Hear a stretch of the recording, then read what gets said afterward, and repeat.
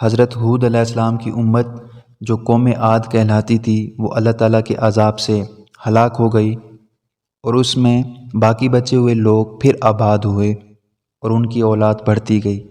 انہوں نے اپنا نام سمود رکھا۔ یہ لوگ بھی آہستہ آہستہ بت پرستی کرنے لگے اور برے کاموں میں پڑ گئے، تو اللہ تعالیٰ نے ان کے پاس حضرت صالح علیہ السلام کو نبی بنا کر بھیجا۔ انہوں نے اپنی قوم سے کہا کہ اللہ تعالیٰ نے قوم عاد کے بعد تم کو سردار بنایا اور زمین پر آباد کیا ہے۔ تم زمین میں بڑے بڑے محل بناتے ہو اور پہاڑوں کو کاٹ کاٹ کر اس پر بھی گھر تراشتے ہو۔ تم اللہ کی نعمتوں کا شکر ادا کرو اور زمین میں فساد مت پھیلاؤ۔ ان کی قوم کے امیر اور سردار لوگ جو غرور کیا کرتے تھے، انہوں نے ان غریبوں سے پوچھا جو حضرت صالح علیہ السلام پر ایمان لے آئے تھے کہ بھلا تم کو یقین ہے کہ صالح علیہ السلام کو اللہ نے نبی بنا کر بھیجا ہے؟ ان غریب ایمان والوں نے کہا کہ ہاں، ہم کو یقین ہے کہ حضرت صالح علیہ السلام کو اللہ تعالیٰ نے نبی بنا کر بھیجا ہے۔ اس پر مغرور امیر کہنے لگے کہ اچھا، تم ایمان لاؤ، ہم تو ایمان نہیں لاتے۔ ان امیر لوگوں کو یہ تعجب ہوا کہ اگر اللہ پاک کسی کو نبی بنا کر بھیجتے تو ہم امیروں میں سے کسی کو نبی بناتے۔ حضرت صالح علیہ السلام نے جب قوم کو دعوت و توحید پیش کی تو قوم نے اسے ماننے سے انکار کر دیا اور کہنے لگے، اگر تم واقعی اللہ کے نبی ہو تو اللہ تعالیٰ سے کہو کہ بطور نشانی، بطور معجزہ، کاتبہ نامی بستی کی چٹان میں سے 10 ماہ کی حاملہ اونٹنی نکالے اور وہ باہر نکلتے ہی بچہ جنے۔ آپ علیہ السلام نے قوم سے پختہ ایمان لانے کا عہد و پیمان لینے کے بعد کھڑے ہو کر نماز پڑھ کر اللہ تعالیٰ سے دعا مانگی کہ وہ ان لوگوں کے مطالبہ کو پورا فرماتے ہوئے پہاڑ سے اونٹنی نکال دے۔ چنانچہ اللہ تعالیٰ نے حضرت صالح علیہ السلام کی دعا قبول فرما لی۔ پہاڑ کی ایک چٹان پھٹی اور اس میں سے ایک بہت بڑی حاملہ اونٹنی نکل آئی، جس نے باہر نکل کر قوم کے سامنے بچے کو جنم دیا۔ جب قوم سمود نے اپنی آنکھوں سے معجزہ ظاہر ہوتے دیکھ لیا تو انہیں آپ علیہ السلام کی عظمت کا احساس ہوا اور وہ مرعوب ہو گئے، کیونکہ اونٹنی کا پہاڑ سے نکلنا اللہ تعالیٰ کی قدرت کی ایک واضح نشانی اور آپ علیہ السلام کی نبوت کا ایک ناقابل تردید ثبوت تھا۔ اس معجزہ کو دیکھ کر آپ علیہ السلام کی قوم میں سے کچھ لوگ ایمان لے آئے، لیکن اکثر کفر و شرک اور ہٹ درمی پر اڑے رہے۔ حضرت صالح علیہ السلام نے اپنی قوم سے فرمایا کہ اللہ تعالیٰ نے تمہارے مطالبہ پر بطور معجزہ اونٹنی بھیج دی ہے، لہٰذا تم اسے مت چھیڑنا۔ یہ اللہ کی زمین میں سے جہاں سے چاہے کھائے اور پیے گی، کوئی بھی آدمی اسے تکلیف نہ پہنچائے، ورنہ تم پر بہت جلد اللہ تعالیٰ کا عذاب آ جائے گا۔ وہ اونٹنی ان میں موجود رہی، وہ جہاں چاہتی چرتی، جب کنویں پر پانی پینے کے لیے آتی تو سارا پانی پی لیتی، جس پر لوگوں کا اعتراض ہوا۔ آپ علیہ السلام نے فرمایا، ایک دن پانی پینے کی باری تم اپنے لیے مقرر کر لو اور ایک دن اس اونٹنی کے لیے۔ کچھ عرصہ تک یہ معاملہ یوں ہی چلتا رہا۔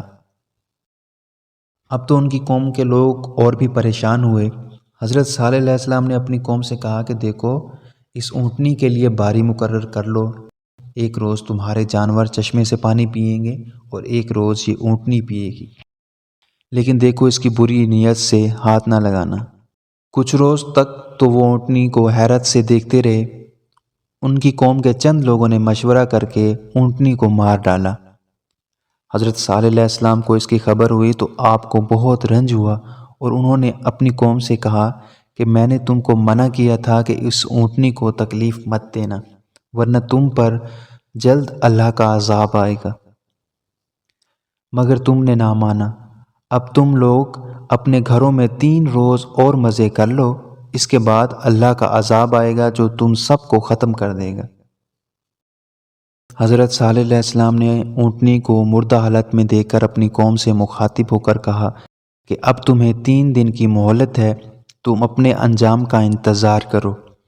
کل تمہارے چہرے زرد، پرسوں سرخ اور تیسرے دن کالے ہو جائیں گے، اس کے بعد چوتھے دن عذاب الہی آ جائے گا۔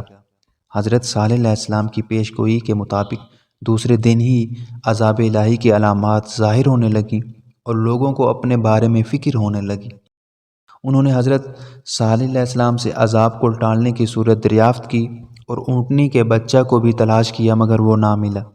آخرکار انہوں نے حضرت صالح علیہ السلام کو شہید کرنے کا منصوبہ بنایا، لیکن حضرت صالح علیہ السلام کو اللہ تعالیٰ نے ان کی قوم کے برے ارادے سے آگاہ کر دیا اور آپ علیہ السلام رات ہی رات میں وہاں سے نکل گئے۔